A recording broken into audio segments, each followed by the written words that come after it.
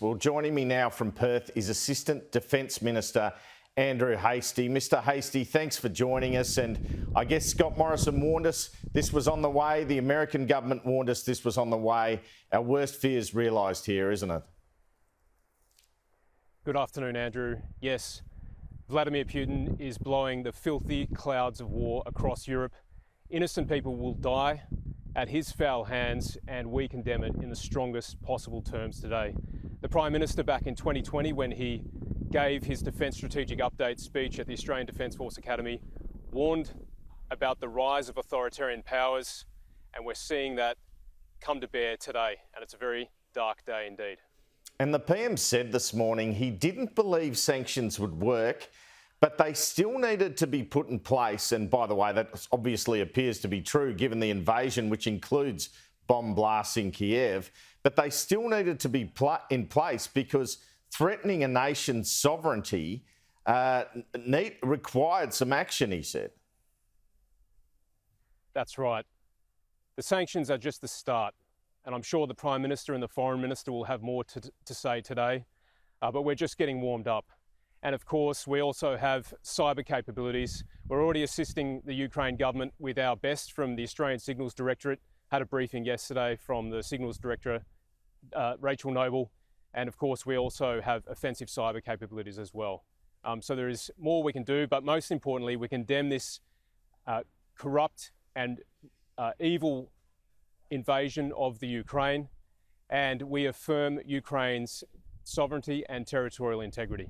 And the Prime Minister signalling more sanctions from the West. He didn't really want to go into detail, but we don't look like we will have any sort of military presence at this stage. You've seen the US troops, I guess, gather in countries next to Ukraine of recent days to ensure that Vladimir Putin doesn't even go any further. That's right. The Prime Minister has ruled out sending troops. We have a job to do here in the Indo-Pacific region.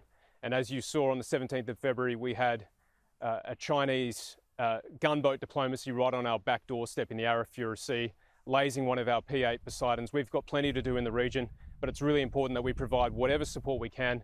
And sanctions, graduated sanctions, are just one of the things that we can do to demonstrate our resolve, standing with other democracies around the world and supporting Ukraine.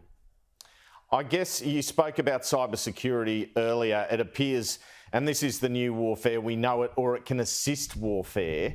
It seems that there was cyber attacks on the Ukraine government prior to them moving in. Tell us about how that operates, and are there fears of retaliatory attacks because of sanctions in Australia? Andrew, we've always thought about war in terms of air, sea and land.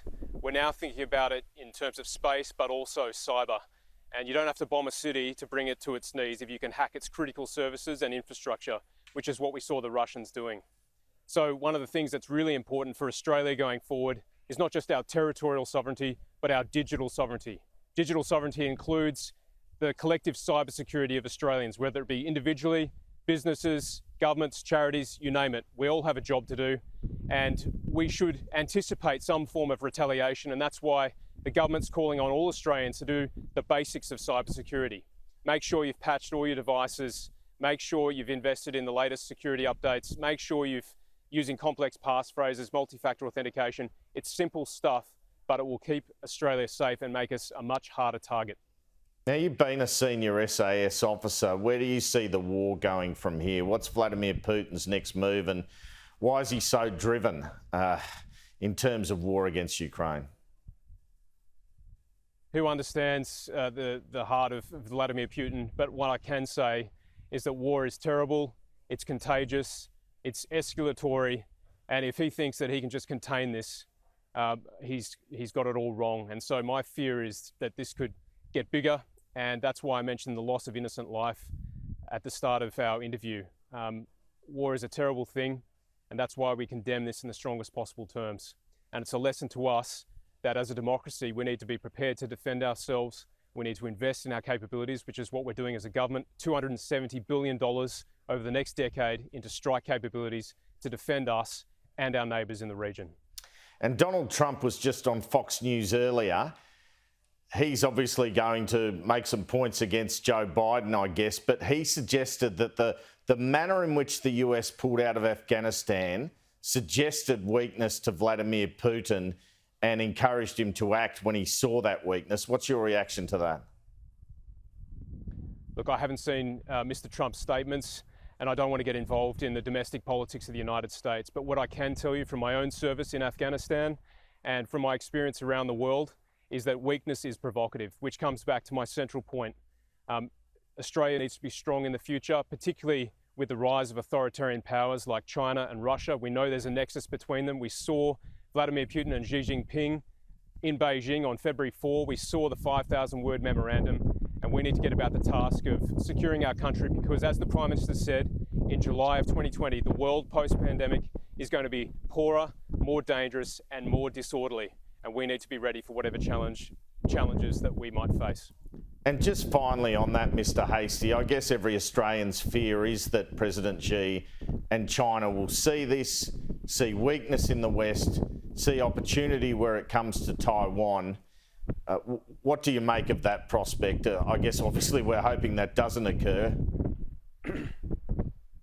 Well, Mr. Abbott, former Prime Minister, during the week wrote an op-ed where he talked about the way the Australian government has been practicing shrewd democratic multilateralism, which has given rise to AUKUS between the US, the UK and Australia for us to acquire nuclear submarines, the Quad, and a range of other bilateral and multilateral arrangements that we share with our neighbours in the region. These are all good things. We need to lean into these relationships because we can't do things on our own, and we need to support those in need, which is why we've come out today condemning Russia, sanctioning Russian individuals and organisations, and standing with Ukraine as Vladimir Putin tramples all over their sovereignty and territorial integrity. Mr. Hastie, thanks so much for your time.